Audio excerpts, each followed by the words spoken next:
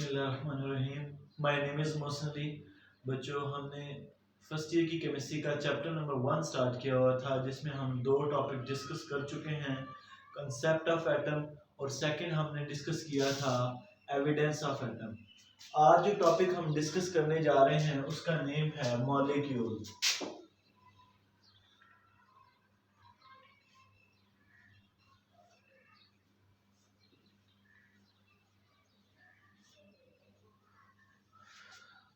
Molecule आपने basic classes में भी पढ़ा है कि सिंपली इसकी मैं डेफिनेशन अगर करूं कि जब दो या दो से ज़्यादा एटम आपस में कंबाइन होते हैं तो हमारे पास मॉलिक्यूल बनते हैं।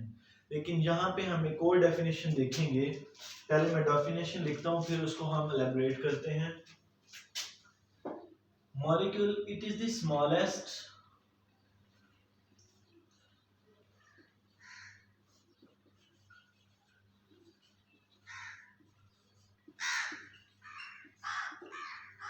particle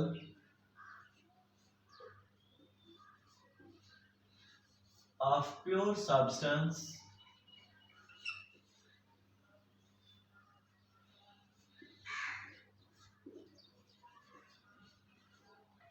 which can exist independently.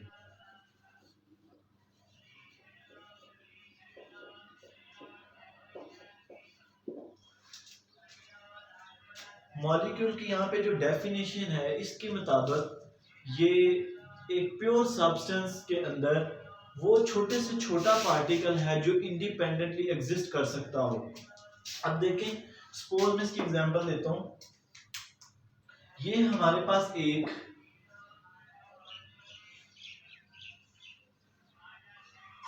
Pure substance पड़ा है। प्योर सब्सटेंस मतलब प्योर फॉर्म ऑफ मैटर है। मैटर का एक खालिस टुकड़ा पड़ा हुआ है, ठीक है। इसके अंदर मुख्तलिफ पार्टिकल्स होंगे, लेकिन ऐसा पार्टिकल जो इंडिपेंडेंटली एग्जिस्ट कर सकता हो उसको हम मॉलिक्यूल कहते हैं। ऐसा पार्टिकल जो इंडिपेंडेंटली एग्जिस्ट कर सकता है उसको हम मॉलिक्यूल कहते हैं।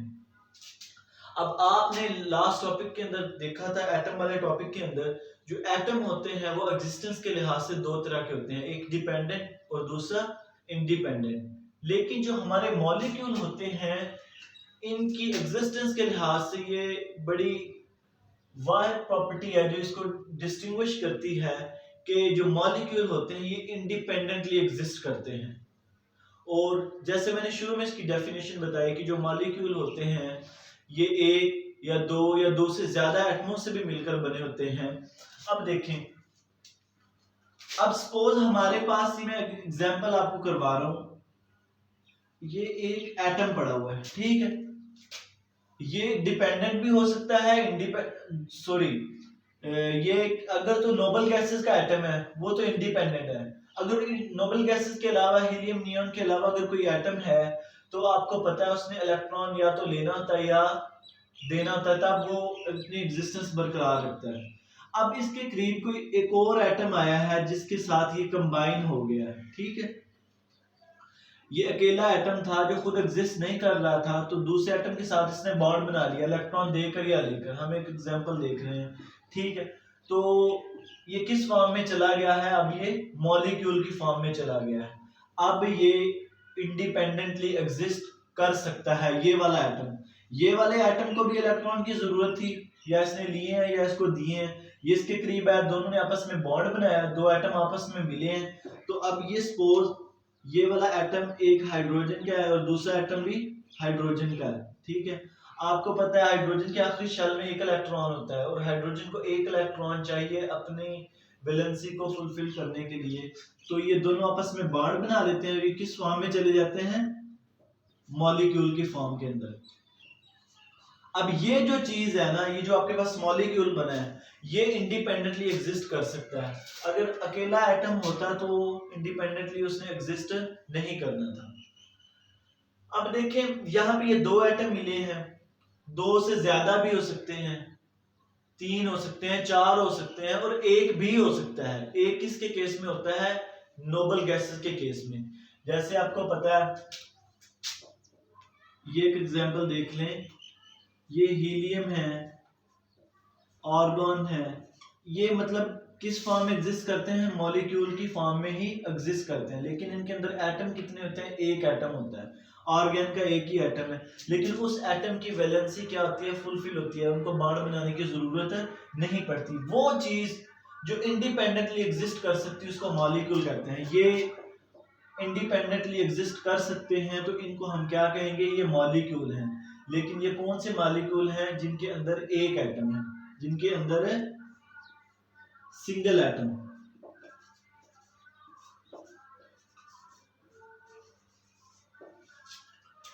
अब इसी कंसेप्ट को आगे लेकर चलते हैं। ये जो नंबर ऑफ एटम्स होते हैं किसी मॉलिक्यूल्स के अंदर, ठीक है, ये किसी भी मॉलिक्यूल की एटॉमिसिटी के बारे में बताते हैं कि किसी मॉलिक्यूल के अंदर कितने एटम हैं। जो एटॉमिसिटी होती है वो हमें क्या बताती है कि किसी मॉलिक्यूल के अंदर कितने नंबर ऑफ एटम्स हैं। एटॉमिसिटी को देखते हैं।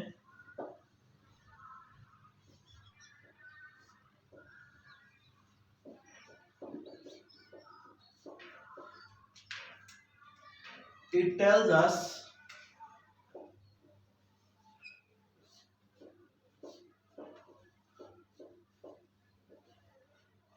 number of atom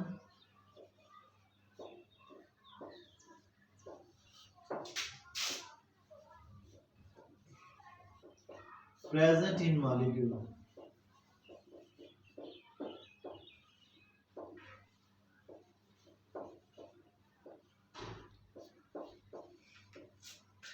एटॉमिसिटी हमें क्या बताती है कि किसी मॉलिक्यूल के अंदर कितने नंबर ऑफ एटम्स हैं। अगर तो बच्चों किसी मॉलिक्यूल, अगर कोई मॉलिक्यूल एक एटम से मिलकर बना है, जैसे मैंने ये नोबल गैस की एग्जांपल दी है, तो उसको हम कहते हैं मोनोएटॉमिक। अगर दो से बना है तो उसको डाई एटॉमिक। दो से ज्यादा एटमों से मिलकर बना है तो उसको हम क्या कहेंगे, ट्राई एटॉमिक। इसका आइडिया आपको क्लियर हो जाना चाहिए कि मोनोएटॉमिक, डाईएटॉमिक का मतलब क्या है कि अगर किसी मॉलिक्यूल के अंदर एक एटम है तो मोनो, दो है तो डाई, तीन है तो ट्राई। अब हम आगे मेन और दो टाइप्स देखते हैं। ये तो हमने नंबर के हिसाब से बताया कि मॉलिक्यूल किस तरह का हो सकता है।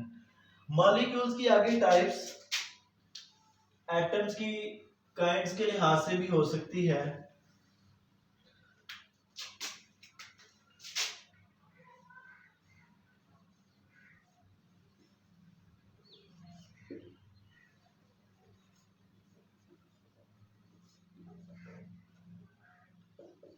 Types of molecule. मॉलिक्यूल्स की टाइप्स एटम के लिहाज से देखते हैं कि अगर मॉलिक्यूल के अंदर सेम टाइप के एटम हो, ठीक है, सपोज आपको मैं एक एग्जांपल देता हूं। जैसे ये देखें, ये क्लोरीन की मैंने एग्जांपल दी है, हाइड्रोजन मॉलिक्यूल की दी है, नाइट्रोजन की दी है, ये सेम टाइप के एटम है। तो इनको हम क्या कहते हैं, ये आपने बेसिक क्लास में भी ये छोटे छोटे कंसेप्ट पढ़े हैं, इनको कहते हैं होमो एटॉमिक मॉलिक्यूल। इनको क्या कहते हैं, होमो एटॉमिक।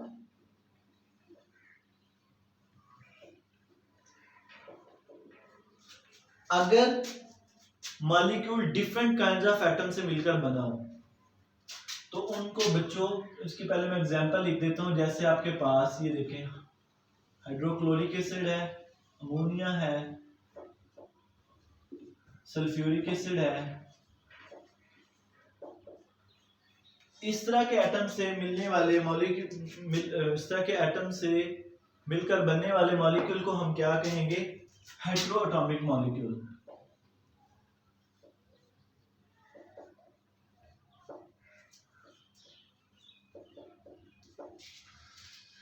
अब देखिए, एक और चीज मैं आपको क्लियर कर दूं कि ये जो होमो एटॉमिक मॉलिक्यूल होते हैं ना, ये ज्यादातर एलिमेंट्स की शक्ल में होते हैं। अब देखिए, कुल Cl2 है, एक जैसे एटम है क्लोरीन के। यहाँ पे मैं इसको क्लियर कर देता हूँ। ये देखिए, क्लोरीन के एक, ये क्लोरीन का एटम हो गया और फिर एक दूसरा क्लोरीन का एटम मिला है, ठीक है। और हमने ये भी पढ़ा है कि एक जैसे एटम जब मिलते हैं तो वो क्या बनाते हैं, एलिमेंट बनाते हैं। ये वाले मॉलिक्यूल किस फॉर्म में एग्जिस्ट कर रहे हैं, एलिमेंट की फॉर्म में एग्जिस्ट कर रहे हैं। ये देखें हाइड्रोजन के भी इसी तरह है, एक हाइड्रोजन का एटम और दूसरा हाइड्रोजन का एटम आपस में कंबाइन हुए हैं। यही मॉलिक्यूल की डेफिनेशन है कि जब एटम आपस में कंबाइन होते हैं और वो इंडिपेंडेंट एग्जिस्ट करें तो उनको क्या कहते हैं, मॉलिक्यूल। लेकिन एक जैसे एटम मिलने से हमारे पास एक और चीज भी आती है जिसको हम एलिमेंट भी कहते हैं। तो इनको क्या कह सकें, मॉलिक्यूल्स ऑफ एलिमेंट। ठीक है, अब अगर एटम्स आपस में कंबाइन होते हैं, डिफरेंट एटम कंबाइन होते हैं, ठीक है, और उनसे एलिमेंट्स भी बनेंगे। ठीक है, अब जैसे ये देखें यहाँ पे हाइड्रोजन के एटम मिले हुए हैं, साथ क्लोरीन के एटम भी मिले हुए हैं, डिफरेंट एलिमेंट्स बनेंगे। ठीक है, अब किसी चीज के अंदर जब एक से ज्यादा एलिमेंट्स आ जाते हैं तो उसको हम कंपाउंड कहते हैं। क्या कहते हैं, कंपाउंड। फिर ये वाली चीजें क्या कहलाएंगी, ये वाले मॉलिक्यूल्स कहलाएंगे मॉलिक्यूल्स ऑफ कंपाउंड। ऐसा सब्सटेंस जिसके अंदर एक से ज्यादा एलिमेंट्स मौजूद हों तो उसको हम क्या कहते हैं, कंपाउंड्स। तो ये हम मॉलिक्यूल्स को डिस्कस कर रहे हैं, तो ये मॉलिक्यूल्स किस फॉर्म में होंगे, कंपाउंड की फॉर्म में। अच्छा, आगे बच्चे हम बात करते हैं जो हमारा मॉलिक्यूल का साइज होता है, साइज की बात कर लेते हैं, साइज ऑफ मॉलिक्यूल। मॉलिक्यूल का जो साइज होता है वो एटम से बड़ा होता है। वो तो ऑब्वियसली होगा क्योंकि एटम मिलते हैं तो मॉलिक्यूल बनते जाते हैं। तो जो साइज ऑफ मॉलिक्यूल है ये किस पे डिपेंड करता है, नंबर ऑफ एटम्स के अंदर। Size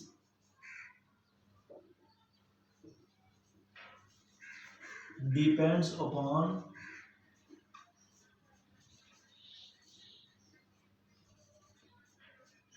number of atoms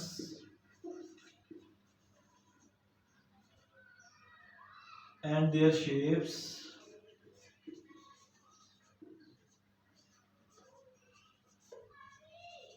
present in molecule।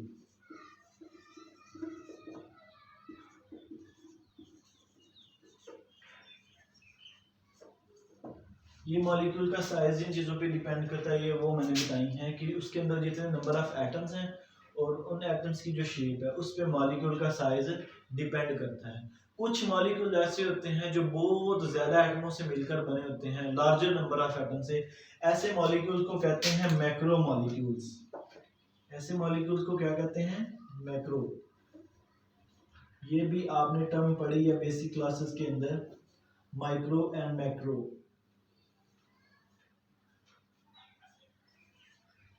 ऐसे मॉलिक्यूल्स जो लार्जर नंबर ऑफ एटम से मिलकर बने उनको कहते हैं मैक्रो मॉलिक्यूल। आपकी बुक में इसकी एक एग्जांपल है, एग्जांपल दी हुई है मैक्रो मॉलिक्यूल्स की, हीमोग्लोबिन।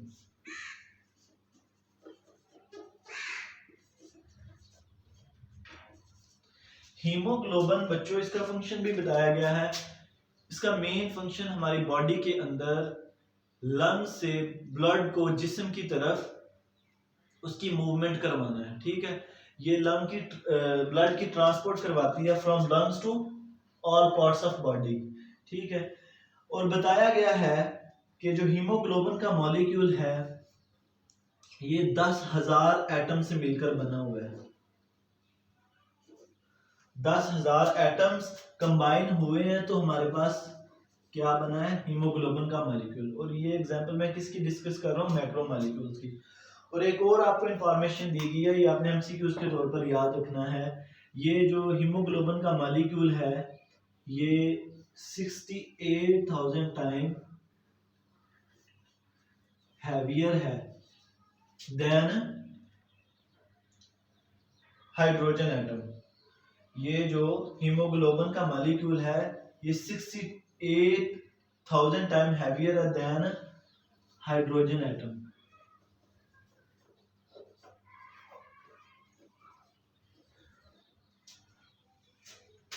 इसको हैवियर यहाँ पे लिख लेते हैं।